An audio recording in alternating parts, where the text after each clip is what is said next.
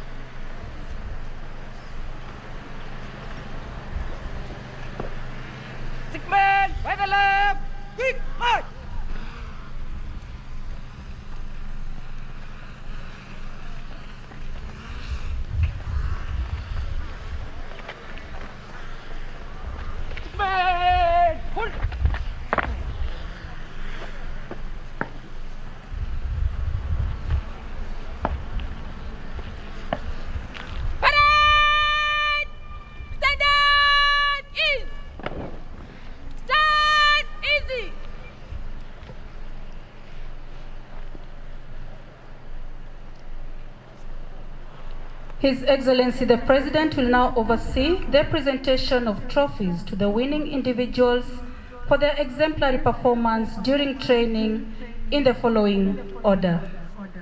Best All-Round Male, number 239490, Cadet Elijah Kuraru.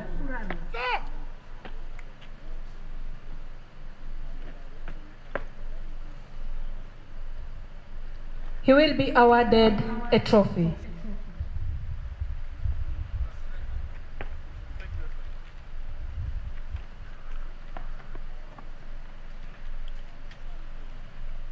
Thank you, Excellency. Best All-Round Female, number 239321, Cadet Rahima Sharif.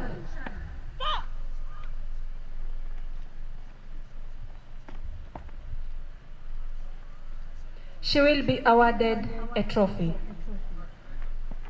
Thank you, Your Excellency. Thank you, Your Excellency.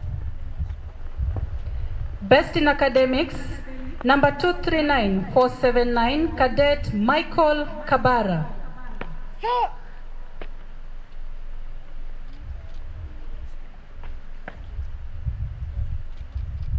He will be awarded a trophy.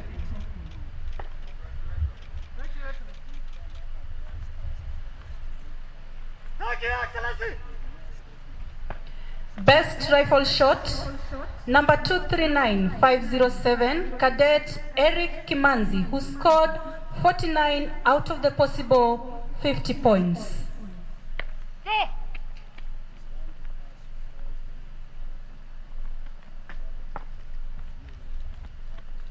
He will be awarded a trophy.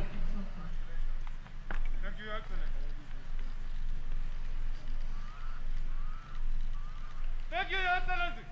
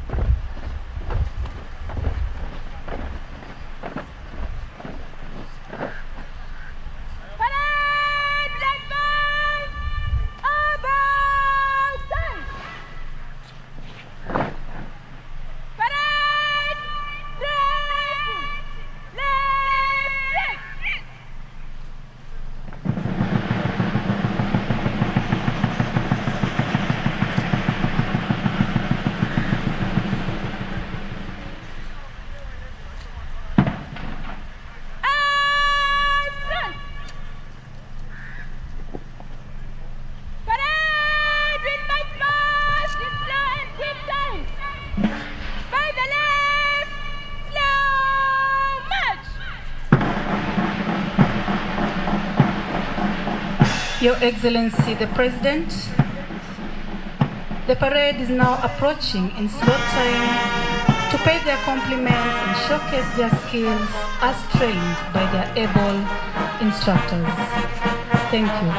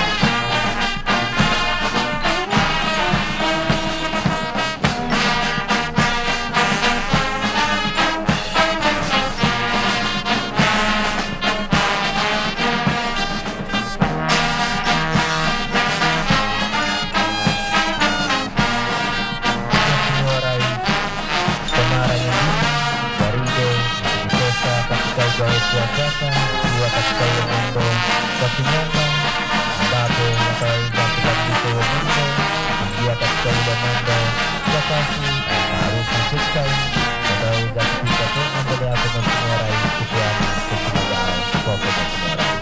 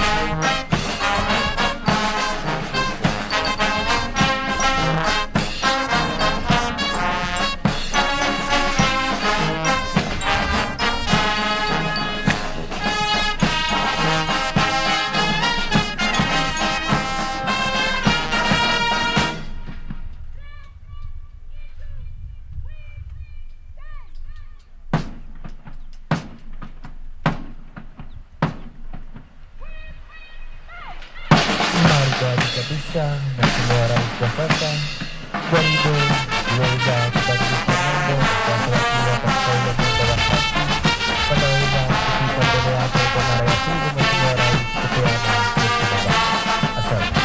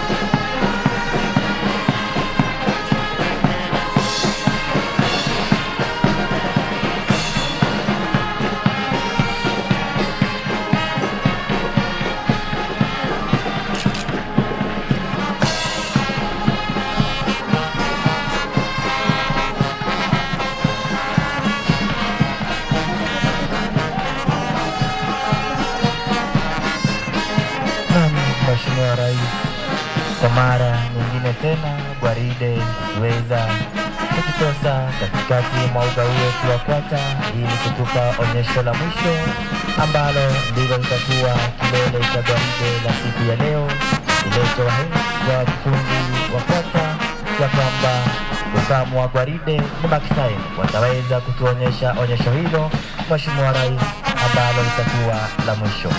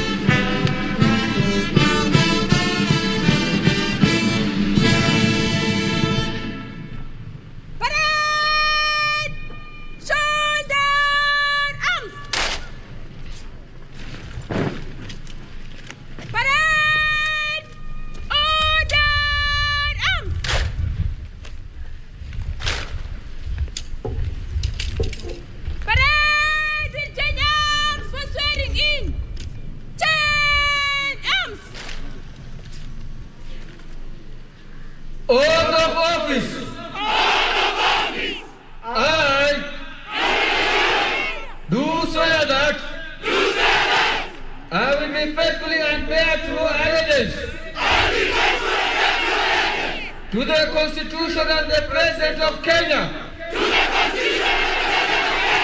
during my service in the Kenya Police, without favor or affection, malice or ill will, that at all times do my utmost to preserve the peace and to prevent offense against the peace, that while I shall continue to hold the said office to the best of my skill and knowledge, will discharge all duties thereof, faithfully according to law,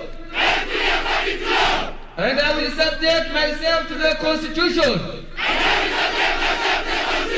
all acts, orders and regulations, now or in future in service, relating to my service in the Kenya Police Service, and that I will discharge all the duties of a police officer according to law, without fear, favor, affection or ill will. So help me God.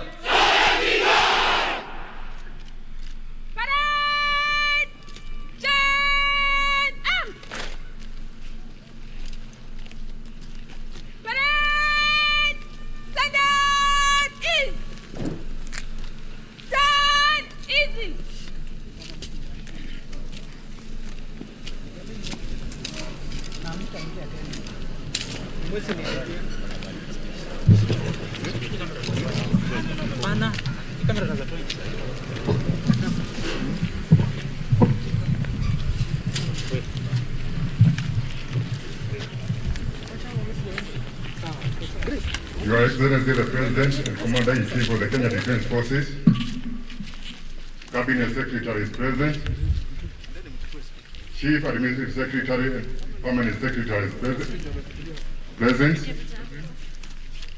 senior officers present, invited guests, passing out cadets. I wish to take this opportunity to invite all guests to National Police College main campus, Kiganjo. We have had a chance of talking to these 298 cadets. This is the first one in the history of the Kenya Police Service to recruit such a big number. And with that, I would like to invite the Inspector General National Police Service to come and continue with the rest of the program. Thank you, sir.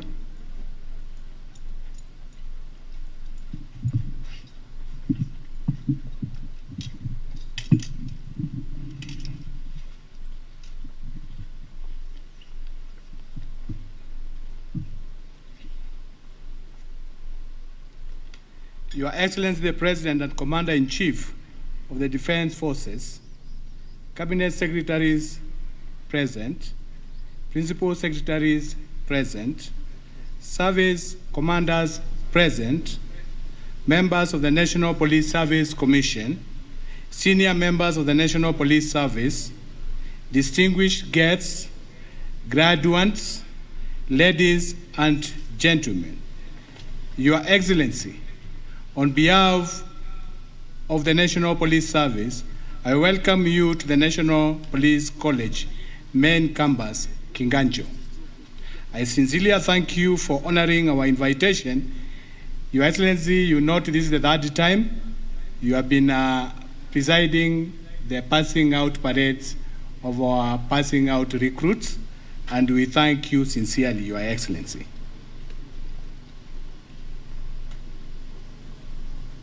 These officers were taken through a very comprehensive curriculum with relevant theoretical and practical exposures designed to equip them with competencies and desirable characters of aspired ranks. This team is composed of various professionals Amongst them are medical practitioners who will be instrumental in operationalizations of the National Police Service Hospital currently under construction. Experts from other fields, including lawyers, will be deployed to specialized units within Directorate of Criminal Investigations, while educationalists will eventually boost our training institutions, such as the National Police Service Senior Staff College, Ngong campus. Your Excellency, these officers are entering the service as middle managers. A lot is expected from them by the officers and members of the public in terms of management and leadership skills, values and integrity, professionalism and accountability as product of the ongoing police reforms. These officers are destined to become deputy station commanders, head of crime branch stations, investigators, platoon commanders, and other operational and administrative roles they will be deployed to. By virtue of their deployment, they will be instrumental in managing the forthcoming general elections. I had an opportunity to review their parade, where I appealed to their designated commanders to support them, integrate well into the police service, and mentor them into reliable police officers. Sir, it is now my humble and honorable duty to invite the Cabinet Secretary, Minister of Interior and Coordination of National Government, Dr. Fred Matiang'i. Karibu.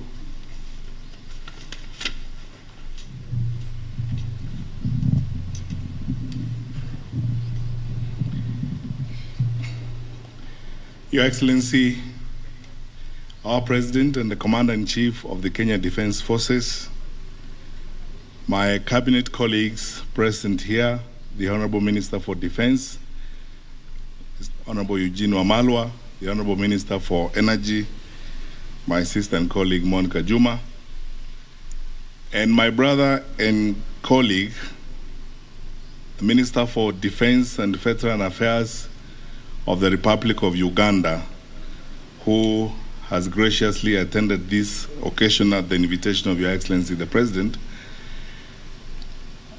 the Chief Administrative Secretaries present here, senior officials from the Ministry of Interior, led by my two colleagues, PS Interior Engineer Kibicho and PS Correctional Services, Madam Savina Kwekwe, the honorable members of Parliament who are with us here, especially the members of Parliament of the Security Committee in the National Assembly, senior leaders who are here from the entire of our police command and heads of our security agencies, Commissioner General, Prison Service, the representative of the CDF, the cadets, ladies and gentlemen. Your Excellency, you write another chapter in this country's wonderful history today. With the passing out of the 298 cadets, Your Excellency, you have achieved a historic feat, because this is the first time ever since independence we are having direct admission of police cadets who have been trained here. This is in line with the plan that you gave the country when you came to office of moving our national police service to global standards in terms of its capacity and its performance. I personally thank the Lord, Your Excellency, because I sat through this, and my colleagues who are here, like Ambassador Juma, remember how committed you have been to ensure that you bring our security sector to this level. And from this day forward, a new chapter is opened in the manner in which we equip and capacitate the leadership and management of our police service. We will be better, more responsive, more focused, and committed to the law in terms of ensuring law and order in our country. Your Excellency, on my own behalf, and on behalf of my colleagues at the Ministry of Interior, I can't thank you enough for the leadership you have given us. It takes leadership to get where we are today, and it's absolutely because of your commitment that we have come to this point, not just in this service, but in many sectors of our security departments in the country. Finally, sir, I would like to commit on behalf of my colleagues from the ministry and the entirety of our internal security sector that we are ready under your command to follow the instructions you have given us to ensure that we keep our country secure and safe, and that we are prepared to preside over and to support the IEBC to conduct the general elections this year. We will do so strictly according to the law. There are times when we are asked to do things that are not within the law. We will do so strictly according to the law, Your Excellency, as you have instructed us and as we are established by law. And all these officers, and I can speak on behalf of all my wonderful colleagues, are ready to do their bit.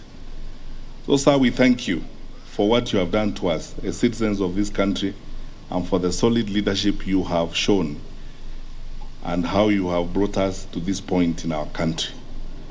And ladies and gentlemen, all of us today are looking forward to listening to our president, and it's therefore my distinct privilege, honor, and pleasure to request you to be upstanding as I invite His Excellency, our President, to speak to us and preside over this ceremony. Your Excellency, sir.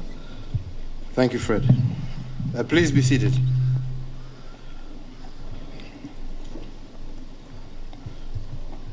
Fellow Kenyans, today it is my distinct honor and pleasure to commence my 2022 national security calendar by presiding over the passing out of the first cadet inspectorate level officers of the National Police Service. As always, I am most pleased to see young Kenyans, as those before us, answering the call of public service and committing themselves to make Kenya a better and safer nation for all. Today's parade comes barely after two other pass-out parades, first of the Administration Police, the second of the General Service Unit of our National Police Service, and adding today's numbers, the total number of police officers who have graduated under my administration stands at 35,400. So, ladies and gentlemen, today it is a double joy as we graduate the first class to be admitted direct as mid-level managers of our police service. Secondly, it is also a historical day because out of the 298 cadet inspectorate level officers graduating today, 78 are female, indeed including the commanding officer of this parade, who has done a sterling job. This, I am proud to state, demonstrates clearly our commitment to engendering the security sector, and more importantly, our resolve to empower and to position our women in positions of leadership. Furthermore, this occasion is a highlight of the remarkable transformation we have continued to make in the tooling as well as the retooling of our security organs as we seek to solidify their capacity to make Kenya a more secure and peaceful nation. So you graduates, it is against this backdrop that I feel most privileged today to receive your salute at your passing out parade, and I join your families, relatives, friends in congratulating you for this noble achievement. Let me also register my appreciation to the entire leadership of the Ministry of Interior, led by your Cabinet Secretary, the leadership of the National Police Service, the college commandant, and all the trainers who have coached, mentored, and instructed these cadets To you I say congratulations for a job indeed well done. And to the graduates, ahead of you lies years of service to the people of Kenya. You are joining the security sector at a time when we are implementing significant reforms in the security sector with a view to restore the place of pride of our security organs. At the same time, the Kenyan society at large is also experiencing significant transformation, particularly in terms of expectations of our citizens. Therefore, you should expect Kenyans to demand more of your quality service than any other previous crop of officers.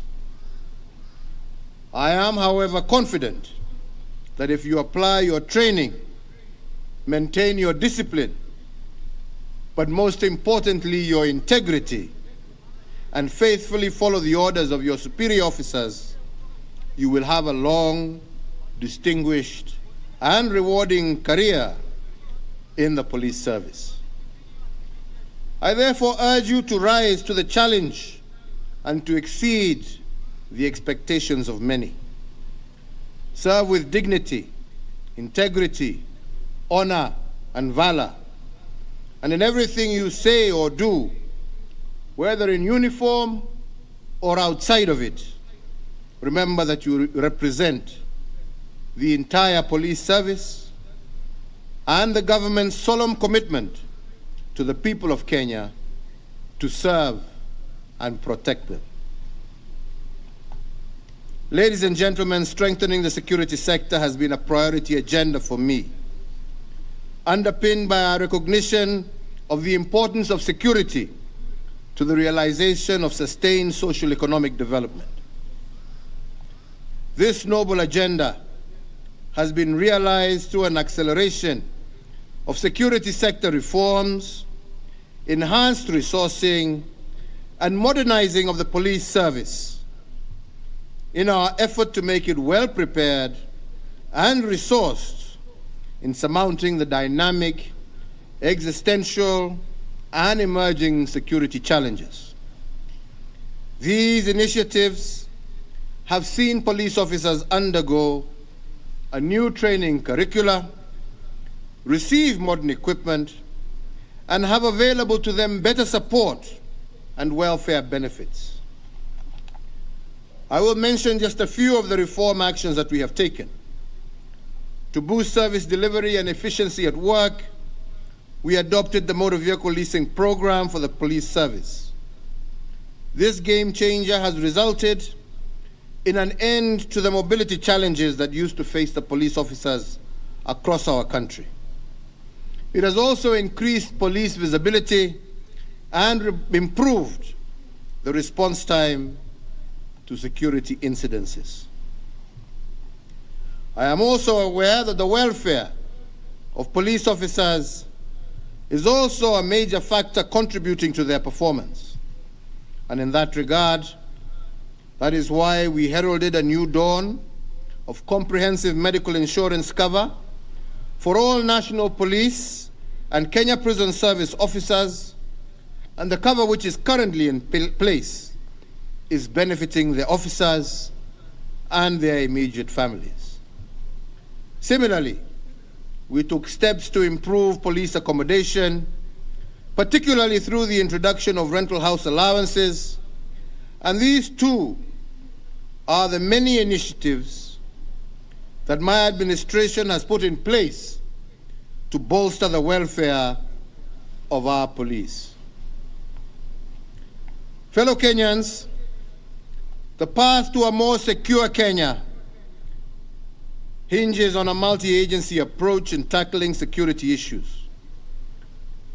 We have put in place a multi-agency institutional framework which brings together all entities responsible for deterring crime, investigation, and prosecution of offenders, as well as the safe custody of inmates. Appreciating the transnational nature of crime, we have also executed several mutual legal assistance and reciprocity agreements with other friendly nations. As you are aware, we live in a very dynamic environment with a myriad of security challenges, and indeed the regional and international spheres exhibit numerous security threats that have impacts within our own country. The Great Lakes and the Horn of Africa regions are both currently experiencing waves of insecurity due to terrorism and civil unrest. Therefore, we all as a nation must remain vigilant to ensure that despite all that is happening outside our borders, that we remain safe and secure here at home while working together with our colleagues across the regions to ensure peace and stability for our whole region. As I conclude my statement, let me underscore that there is no greater honor for any citizen than to serve your country. So in that context, I urge each of you graduates to serve Kenyans with fidelity to the oath that you have taken today, to serve our people with courage and integrity, and to bring honor to yourselves, your families, the service, the nation, and this by your professionalism, excellence, and commitment to your duties. Finally, ningependa tu kusema, and just to add, that in a few weeks' time, we shall be opening the National Police Leadership College, which will be absorbing the next intake. And today, I want to direct the IG to be in touch with his colleagues in the Kenya Defense Forces, and I see General Kyogo is here somewhere. Yeah, good. So that this new National Police Leadership College can become a constituent college of the National Defense University of Kenya, thereby enabling those who enter the cadet ranks of the police to be able to graduate with a degree from the National Defense University of Kenya. The second, and this not only to you graduates, but to all who serve in our National Police Service, I want to reiterate once again that you must not allow political intimidation to interfere with your work. In line with your oath of office, you are supposed to execute your work without fear or favor and without any intimidation from any quarter. Mufanye kazi yenu kulingana na sheria bila kujali huyu ni nani na yule ni nani. Muhalifu ni muhalifu, awe ni nani. Na hiyo nawahimizia tena ya kwamba lazima mufanye namna hiyo. Ya pili has to do with the case of rising vandalism against some of our national infrastructural projects. As we have seen vandalism of different signboards being taken down. We have seen towers of our transmission lines coming down as a result of vandalism. But we have also seen clear cases of sabotage, as was the case in Naivasha, where people have intentionally unbolted some of our transmission lines and masts to create chaos and havoc. It is clear, and the law is clear. These are acts of nothing less than economic sabotage, which falls as a treasonable act, and the law is very clear as to how you deal with individuals who commit treasonable acts and plunge the country into chaos for their own selfish needs. And as such, we expect you to do your duty and to execute your function as the law dictates. And as of today, we will no longer allow, and we have put a moratorium on the export or buying and selling of any scrap material until we have put in place proper guidelines that will ensure that that material is not coming from the hard-won investments that the Kenyan people have made. We will not allow you to destroy that which is for the growth and development of our country to benefit a few individuals' pockets. Hiyo hatutaruhusu. Na mimi nimesema watu wachuguliwe hatua kulingana na ile hatia wamefanya. That is economic sabotage. You are sabotaging your country's economy. And I believe the law is very clear as to how such people need to be dealt with. Kwa hayo machache, kwa sababu leo sio siku ya kukasirika, ni ya furaha, mimi nataka kusema hongera kwenu nyinyi wote. Tunaombea Mwenyezi Mungu awalinde, awaongoze kwa shughuli hii ambaye mtaanza kutoka leo kutekeleza, ya kulinda nchi yenu, kulinda wazazi wenu, marafiki wenu, jamii yenu, Wakenya wenzenu. Yangu ni kuwaombea Mungu awe nanyi, awaongoze na awalinde katika hiyo shughuli, na nawatakia mema miaka ijayo, kwa sababu kati yenu wale ambao ndio watakuwa viongozi wa hii idara ya polisi watatoka kati yenu, lakini itategemea pia vile nyinyi mtajisimamia na vile mtatekeleza kazi yenu, imani yenu.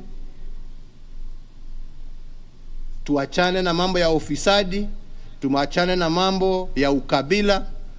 Yenu ni kuhudumia Wakenya milioni 50, na kila moja is the same as the other. Equal service, integrity, and you shall succeed and rise to the very top. May God bless you as you start your endeavors. Asanteni sana.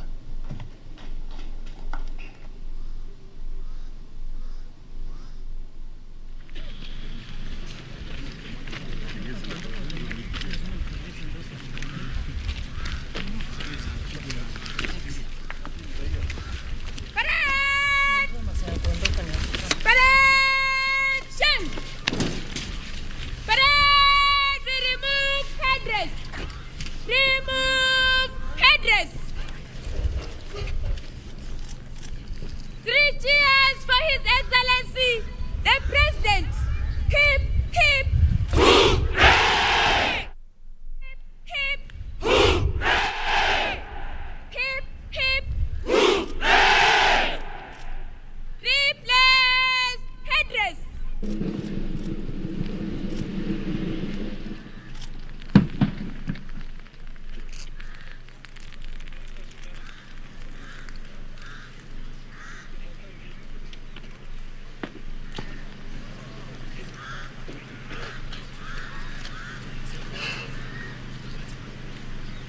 Your Excellency, may I have your permission to march off the parade?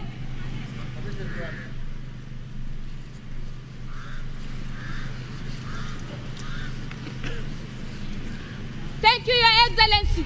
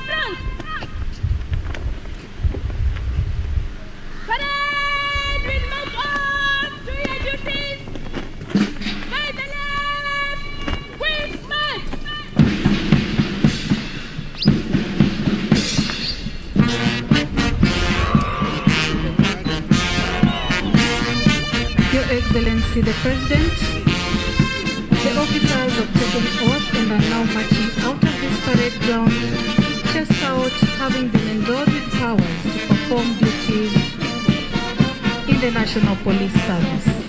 They are now ready to go and serve and jealously protect and guard our country. Thank you, Your Excellency. I will now invite my co-announcer in Swahili language, Police Constable Isaac Ataro. Thank you. Shukran mwenzangu katika lugha ya Kimombo, Inspekta Maureen Oracha.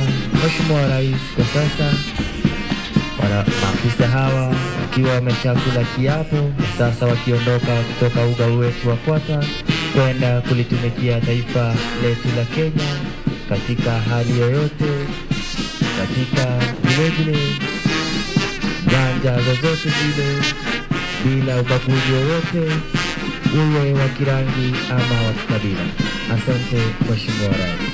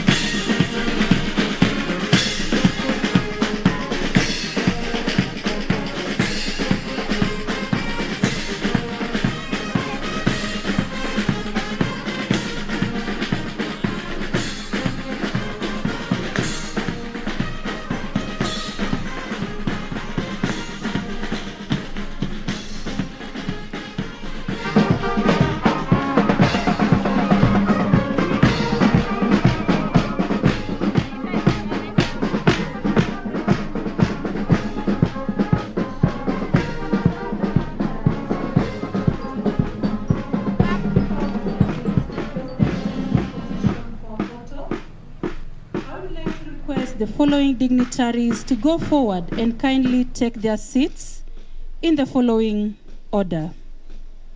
I would like to request the following dignitaries to go forward and kindly take their seats in the following order. Commandant, National Police College, Main Campus, Kiganjo.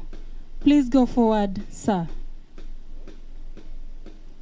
Director, Directorate of Criminal Investigations. Please go forward, sir.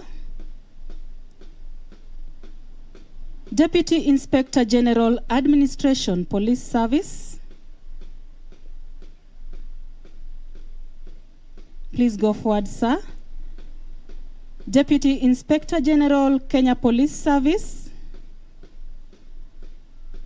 Please go forward, sir. Chairperson, National Police Service Commission. Kindly go forward, sir. Chairperson, IPOA.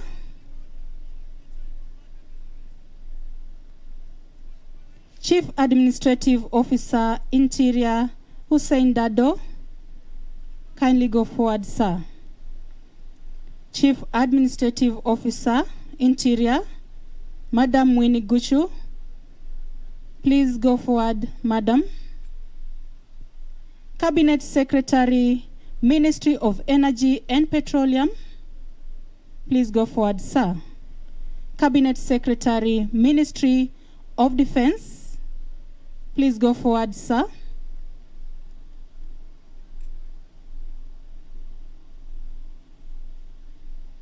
I will now request the Inspector General, National Police Service, and the Cabinet Secretary, Ministry of Interior and Coordination of National Government, to accompany His Excellency the President to his seat for a photo session.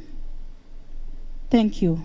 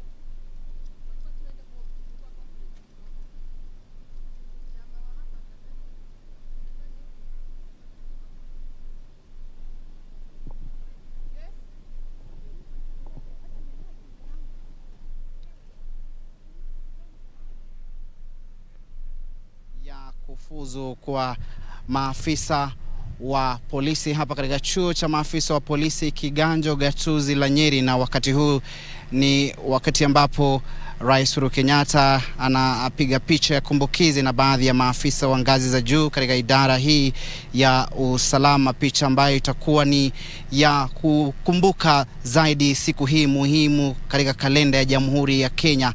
Kama alivyodokeza Rais Uhuru Kenyatta, siku hii tangia taifa hili liweze kupiga hatua kubwa katika masuala ya mageuzi katika idara ya usalama, katika lugha ya King'eng'e police reforms. Hii leo basi ni mahafali ya kwanza kwa maafisa hawa wa polisi kufanyika tangia Kenya ipiga hatua, mtazamaji, na kwa sasa msafara wa rais unaondoka hapa katika uwanja wa chuo cha maafisa wa polisi Kiganjo, kuashiria kwamba tayari sherehe hii muhimu imeweza kutamatika. Kinachosalia sasa ni wale maafisa wa polisi kiwango cha kadeti wapatao 298 kuweza kuhakikisha kwamba wanatimiza malengo na hitaji kutoka kwa idara hii ya usalama, hasa wanapofuzu hii leo, na Rais Uhuru Kenyatta akiwapo pongezi kwa kuweza kufuzu, ikizingatiwa kwamba wamekuwa kwenye mafunzo ya miezi 9, mafunzo ambayo ni ya aina yake, ikikumbuka kwamba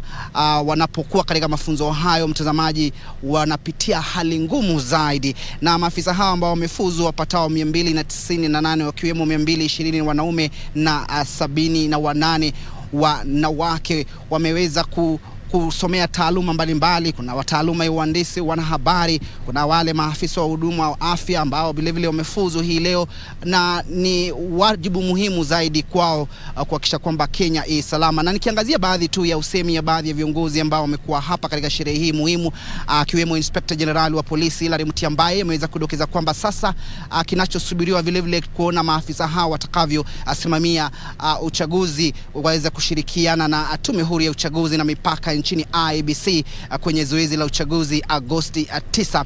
Na vilevile waziri wa usalama Dr. Fred Matiang'i akiangazia mabadiliko ambayo yameweza kufanyika katika idara hii ya usalama, na kusema kwamba wao kama idara wameweza kupiga hatua kubwa zaidi. Kiongozi wa taifa ambaye ndiye amiri jeshi mkuu wa majeshi yote ya ulinzi akiangazia ile vilevile hatua ambayo ameweza kupiga kama kiongozi tangu achukue hatamu za uongozi mwaka 2013, hasa katika idara hii ya usalama, akijivunia na kujipiga kifua idadi ya maafisa ambao wameweza kufuzu chini ya uongozi wake, akidokeza kwamba ni maafisa wapatao 35,400. Vilevile Rais Uhuru Kenyatta ameweza kuwarai maafisa hawa vile walivyokula kiapo hii leo kuhakikisha kwamba wanatumikia taifa hili kwa moyo wao wote, kwa kujitolea muhanga na bila kujihusisha na masuala ya ufisadi, jinamizi ambalo limeweza kutukumba kama taifa. Kumbuka kwamba hasasi hii hasa imeweza kunyoshewa vidole vya lawama kuhusiana na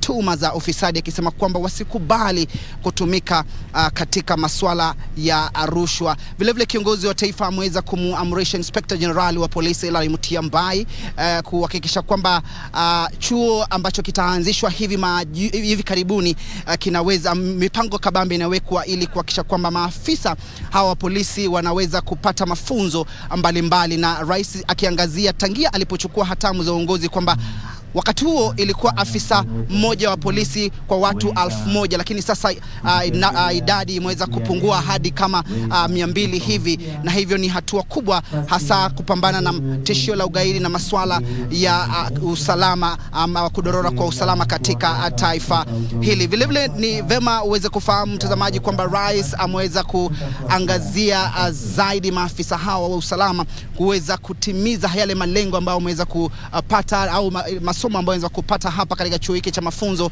ya kiganjo ya maafisa wa polisi, wakisema kwamba wanapoondoka hii leo na kuweza kutumikia taifa hili katika nyanja mbalimbali, masuala muhimu yanayosubiria kama maafisa wa polisi. Na vilevile akizungumzia kuhusiana na idadi ya maafisa wa polisi wanawake ambao vilevile wamejituma katika tasnia hii muhimu au katika idara hii ya usalama kuhakikisha kwamba mipaka ya taifa hili salama. Rais vilevile ameweza kutoa onyo kali kwa wale ambao wanahitilafiana na kuweza kupata mafanikio katika idara hii ya usalama kuhusiana na kuhitilafiana na nyaya, na vilevile ameweza kuzungumzia kuhusiana na maafisa wa ngazi za juu serikalini ambao wako kwenye idara hii ya usalama kuweza kushirikiana na kutokubali kuweza kutumika, mtazamaji. Kwa hivyo ni sherehe ambazo zimekuwa hapa katika chuo cha mafunzo ya kiganjo katika gatuzi la Nyeri, na tumekuwa tukipeperushia tangia mwendo wa saa 7 hivi. Shukrani kwa kutizama. Kwa niaba ya wale wote ambao wameweza kufanikisha matangazo haya, mimi naitwa Timothy Kipnusu na kurejesha kwenye makao makuu ya shirika la utangazaji nchini KBC.